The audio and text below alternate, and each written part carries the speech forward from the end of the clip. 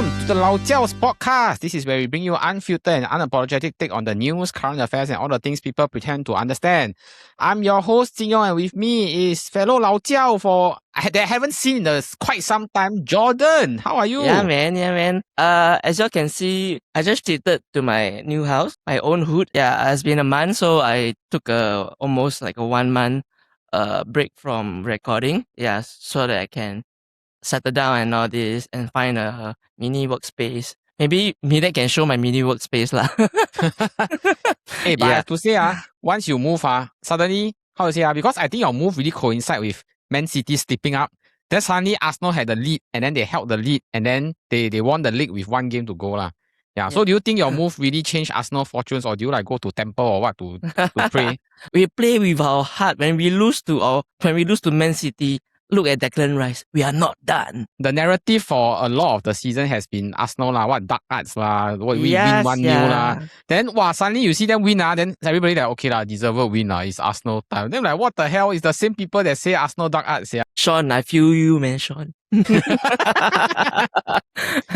Hey, this really proves winning is everything. You got a trophy, right? You don't have dark arts, defensive football. You get it done means you get it done. The trophy and the glory is yours. Okay, but speaking of glory, I wanted to ask Jordan, have you been following the news regarding the pursuit of Jade actress Tian Xiwei? Tian Xiwei, right? Yeah. My girlfriend.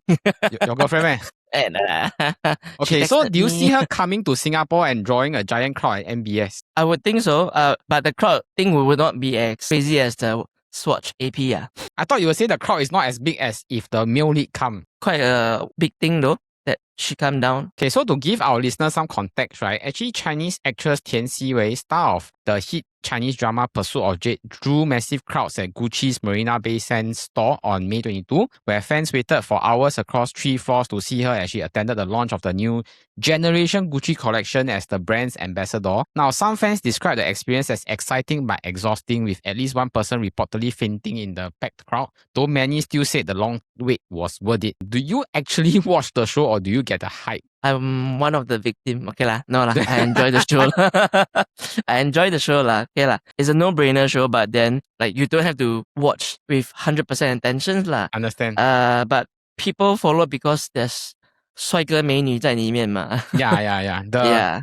How to say the face value the face value the handsomeness and the prettiness. It's like the whole episode, right? Okay, the whole season, right? They only explain the whole reason why they fight. The rest of the episode is all how they save each other, then how they like each other. Then they explain, actually they are all related. I watch series for plot. So I really enjoy Korean drama that they actually bother writing a good plot, or like the series only 16 episodes, but every episode is a different plot lah. Or see dramas where I feel that it's like the same genre that keeps repeating, like either the 甄嬛传 genre where it's about the palace and all the concubine, or it's this kind of 古装戏 where it's about ancient times, or 玄侠, this kind where people got power or they fight wars, this kind of like ancient times. I don't see like what's so different between the one show and another, and I don't understand like how one show or another can be more popular than the other one, honestly. Especially 40 plus episodes, I don't have the patience to check. It's almost like 48 hours, right?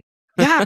And like, if I'm really interested, I'll find the 1 hour summary and just watch it. And then I see the comments, right? A lot of people say, hey, why your husband never come? I think your husband come, I will go down for sure. Now even like stores, right? Nails, nail art, they have the Zhang Ninghe face there. Yo, wow. To me, the trend is humorous and whatnot, but I honestly don't get the hype. Okay, so I will be talking about segment of the week. Okay, so I wanted to ask Jordan, right, before I go on the segment of the week, because I just came back from Nagoya about 2 weeks ago. So I wanted to ask Jordan, have you heard of this very famous shrine in Nagoya called the Atsuta Shrine? I know there's many shrines, so I've not heard the shrines that you mentioned. Okay, so the Atsuta Shrine in Nagoya, right, protects the 3 imperial relics or 3 imperial regalia of the Japanese culture, that every time, right, their emperor changes, these 3 imperial regalia will be taken out to so-called signify that there's a change of power and whatnot. So these are the very rare 3 imperial regalia that they have an actual story from the mythology leading to the first emperor of Japan, and and each one has a story that, okay, so is this god and this god fight one, and then they pass to the first emperor. Okay, so the 3 imperial regalia, one is a sword, one is a mirror, and then one is the beat. Okay, so I don't know if you see before, like the comma beat in Japan. So the sword is actually being protected inside the Asuta Shrine in Nagoya. Didn't quite understand is I go to Asuta Shrine, right? Of course, there's a lot of people, you can buy all the amulet there. But the shrine is like closed door one. Then I go there like, so 我是来看什么啊这样? Like, because they literally close, you can't see anything. You can't even see the interior of the shrine. So you and then only it's just a can wooden. stand outside. Yeah, you only can stand outside. I don't quite understand this like shrine. I go there, then it's like everything closed. Then like, I don't know why I go there for. It's like going to the Buckingham Palace, but you cannot enter into the palace, right? Yeah. Before our episode, a word from our sponsor.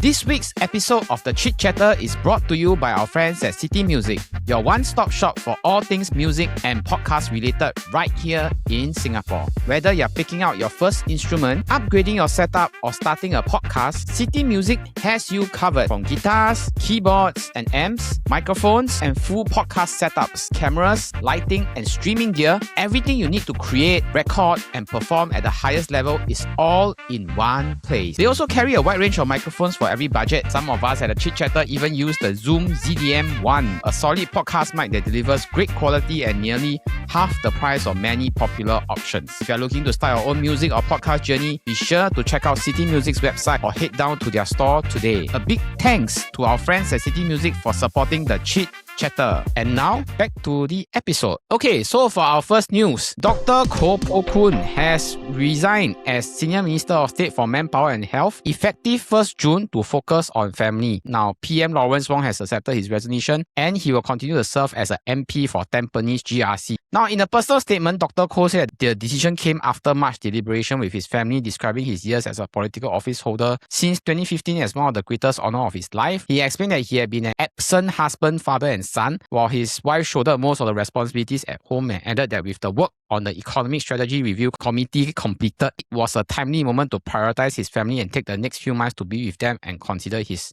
next steps. Now, after reading the news, right, Jordan, what were your immediate thoughts? Came across my mind that it's not the one person decisions. I'm not talking about family. I'm talking about the rest of the ministers. A lot of people suspect that he had some 见不得光的东西 that, that he will say, 留个体面, you yourself step down, or else, they have to take hard action and so-called come to public about this kind of news. So I think that is the one that some people are so-called leaning towards too. And number two is actually a lot of people say that, it takes a lot of energy and thing to do this kind of work. Okay, because he's not just an MP, he also is a senior minister for two agencies. So a lot of planning, a lot of meetings that goes on behind the scenes about this kind of thing lah. Can you imagine MP like every week you got some event, and then you have to like appear and then shake hands with people and frown a bit, or you hold people hand wrong a bit. Wow, next day on the news like, hey, don't like fishmonger, don't like wet market people, the hand like, wow, never hold the whole thing. On my own end, right, I watched his Facebook post about why he stepped down, and I really think that the timing of the step down plus like he keep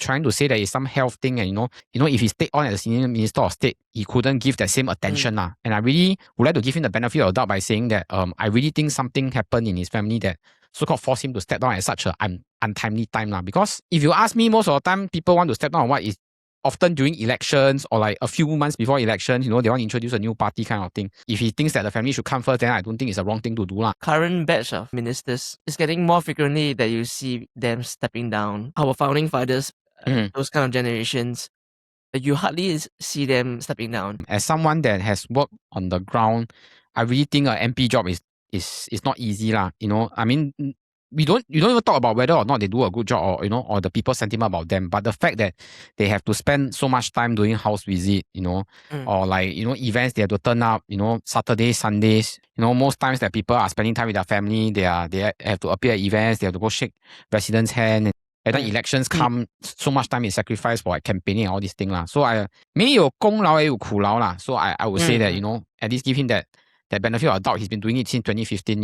留个体面, let him, go out by his own conditions. The second piece of news, 46-year-old man was arrested on the night of May 18 after he was spotted wielding 2 hacksaws at an open-air car park along Bukit Batok Street 31, prompting police officers to draw their tasers and repeatedly command him to drop the weapon. The man eventually complied and was arrested for possession of an offensive weapon with no injuries reported, while TikTok footage of the incident showed at least 4 officers surrounding him with tasers aimed as two petrol cars stood nearby in the car park. Jordan, have you seen the viral videos and what were your immediate thoughts? I've seen the viral video. Then I also seen the comment. The person just carry a hacksaw. Maybe the video is not clear enough. It didn't bring any harm to any citizens or nearby people. Yeah. Still, kudos to the policeman who tried to de-escalate the whole thing. If the man get arrested for anything or punishment, I think it may be too much. Because he did nothing wrong. He did nothing wrong. This one reminds me of, remember there was another incident, the guy take a katana one. Was he in Yishun? He also like slashing around or whatnot, take a katana knife. Yeah. But at least that guy was slashing around. The movement, the action is telling you that I'm in anger or something. He complied all the orders. Yeah, but I think the 憔悴 part, right, that means he looked very, very like tired. A lot of people are saying there are two kinds of this. Either he has mental illness, like, that's why he take some certain medication that make him a bit like that. Or he took drugs. Then he's like at a high state, then he got that. Because some druggie got the kind of like very tired look one. You sleep however much is not enough kind. A lot of policemen like fall with tasers and then 2 more police car on standby. Wow, that's a lot. He's the Singapore hacksaw rich. Hacksaw rich, that one is save people. This one is go around Thailand, different. We need Paul here. Like you say, I think it's very hard to say whether or not he's high or whether he mental state not correct or what. But like you say, I think the police were trying to de-escalate the situation or to make sure that he doesn't do anything stupid and I think that the fact that so many of them was activated means that they probably sensed something was wrong or he might have already a prior history of doing something wrong. Last year or the year before was katana, then now it's hacksaw. I don't know what's going to come up next. I don't know what's the next pen or what the pen with a knife. Pen, apple, pen. The third news. Okay, this one is really the one that I feel that a lot of debate one is a 68-year-old man died after he fell onto the tracks in front of an oncoming train at segar LRT station at about 5 a.m. on May 18, with police receiving a call for assistance at 5:50 a.m. and SCDF later pronouncing him dead at the scene. Okay, this one, why I say a lot of debate is because the victim's family actually raised questions about platform gap detection system and emergency stop buttons. I want to ask Jordan, which of these concerns do you think is most urgent to address and why? Door, that safety door thing, which I realized MRT have, but not all LRT have it. Which I think they should have a standard protocol throughout all kind of mode of transport for trains. Yeah, even for the upcoming RTS also. It's really very open. Maybe got yellow markings. But then, 68 years old to just maybe using the phone or something, accidentally just walk into the track or something. Yeah. Okay, so this one, I read the full report in the Chinese newspaper because they interviewed the son. Okay, so apparently the father is very prone to low blood.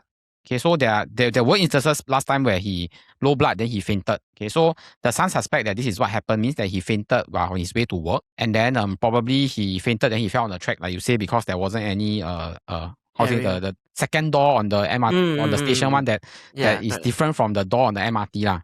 Okay, but the son also pointed out another issue, which is that you see 5 o'clock he dropped onto the track. 5:50 the police received report that a man dropped on the track. But the son said the police arrived, I think 1.5 hours later. Then SCDF arrived, I think 1 hour and 45 minutes or 1 hour 50 minutes later. Means that they actually arrived on the scene much later than the time they received the report. You accident, everybody or the police and everything very fast go. Then how come people fall onto LRT track, take so long to, decide that, hey, this one is like something serious, we have to go and deploy this kind of thing. The station manager did not do his part as well? Could be, because this one nobody knows, honestly.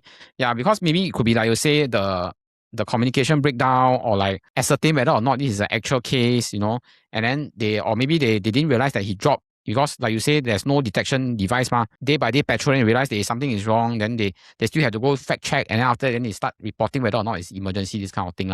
I remember there was a period of time, maybe 10 or 20 years ago in Singapore, where suicide by jumping on the MRT track was something that, was like every few months you had this kind of thing, like somebody jump on the track and then you can see the news trying to not report it, because this kind of thing can become a genfeng. Like, suddenly every few months something happened, then it really stopped when all the MRT, be it East West Line, Circle Line, all of them, they did the closed door thing.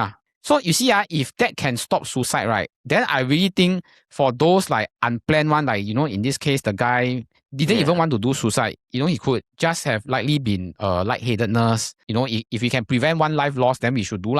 Which, like you say, is very weird. Like, how come MRT have, but LRT don't have the door one? Let's take it back to the Megan's Kong case. Right, there's so many lapses. Then they come up with a new protocol and all kind of new rules and regulation for all the different industries that was involved. Why does the station manager take so long? And why does the policeman and firefighter 1.5 hour to reach? I do think that if you want to stop all this, the easiest way is we just seal out everything, right? We just put all the doors, all this kind of thing. I think there has to be a due process in terms of maybe to them last time train for train breakdown. They are trained for what's that thing called? Underskirt photo. They're not trained for people dropping onto MRT track because maybe, like you say, all the east-west circle line, everything, all now don't have such thing already. Yeah. Or is the door closed? Say if everything need training. My injured used to call the kangaroo in the spotlight syndrome. When things happen not in your train thing, like 怎么办呢？你看我看你的 Spider-Man point here point there thing. You know they have plans to tear down the LRT. That one I know. I know they have plans to do that because maybe that's why lines. They don't want to invest on the door. Okay, that could be. Yeah, that could be so. Okay, before we end the show, we would like to go with a round of quick fire news for the Alamak Meter. Okay, so Australian frozen yogurt chain Yochi has opened its second Singapore outlet at the Star Vista, where long queues from the morning as customers waited to redeem opening promotions and free froyo at the new self-service store located at B112. For me, free is smart. Anything free is smart. I tell you, this kind of thing, a queue 2 hours, free 3 hours, never too long as can get the thing free. Okay, so the second news, a Singaporean couple sold their 3-room HDB flat and car to fund a 6-month 100,000 overland road trip to Turkey with their 2 young children, driving a Toyota Hilux through multiple countries while homeschooling them and planning to stay with relatives before buying a new home after returning. I'm trying to do the math. You sell 500, you spend 100k, you still got 400k. What kind of house you want to buy, right? I don't know. Maybe they want to downsize. Last time they stay 5-room or they stay jumbo. Then they go to 4-room. Like they got good savings. Maybe can. I don't know. For me, I won't dare to do. Yeah, so maybe for you, this is Alamak. But for me, it's smart. If you got the balls to do this, means that you must have the backing one. Correct. Yeah. For all you know, maybe the parents, like, how to say, like, ready to fund them kind of thing. Yeah, hard to say. Okay, the last news. Snow City in Jurong East will shut down on September 30, ending 26 years as Singapore's first indoor snow centre with a one last snowfall farewell campaign and discounted snow pay packages leading up to its closure. I've never been to Snow City before. I also never been. I think it's just plain Alamak lor. This one is not dumb or what. Yeah, because maybe we don't stay in the west. Okay, so Snow City not that big a thing for us. That was our Lao Jiaos podcast. If you enjoyed the episode, please remember to like and subscribe with an episode that comes out every Friday. But at the same time, if you're into football, with a football khaki that drops every Wednesday, and our Kopi Road show where we interview fun and amazing guests from Singapore every Monday. Now we hope that everyone has a great week ahead. But remember, we don't always talk, but sometimes we do. Ooh.